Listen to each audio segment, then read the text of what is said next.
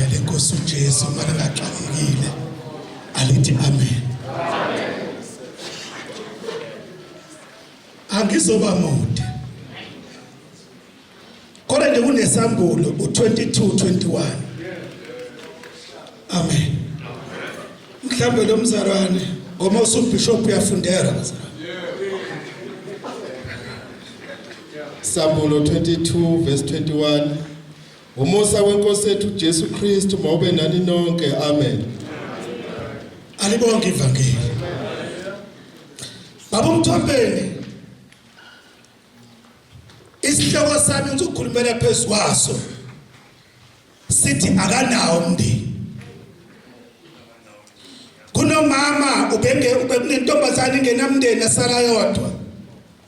Ngenhlanhla yashada nomfana futhi ongenamndeni.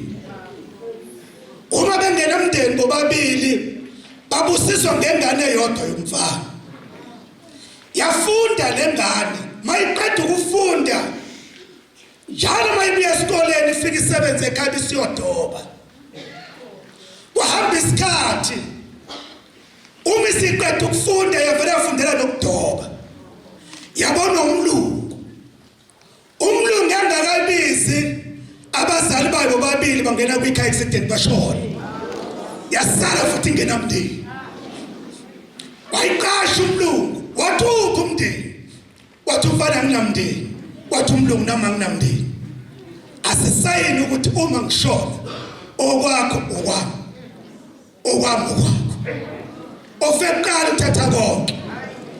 Kanti umlungu indlela aphila ngayo wamfaka esikepeni badoba, wabashiya abanye ngelinye ilanga ngenxa yesikhathi.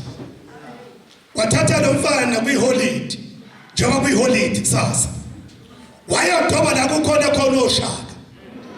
Uma fika lapho ufika umdedela ngenhloso ukuthi adliwe oshaka ukuze afumane imali ngoba vele akanamndeni. Uma sethathwa uma semlahlile phansi kwaqhamuka ihlangethwa lamthatha lahamba naye. Uma selihamba naye umlungu wahamba wayoklema, kanti umfana useshaya ucingo ukuthi ngiyaphila. Uma umlungu asalinde i-death certificate kwathiwa ume kancane, kanti umfana endleleni ngenxa ukuthi akanamndeni kanti unomhleki. Wahleka umfana ehlaba nguJehova. Makuvuka indaba kaJobe athi uJobe ngiyazi ukuthi ukhona umhlengi wami.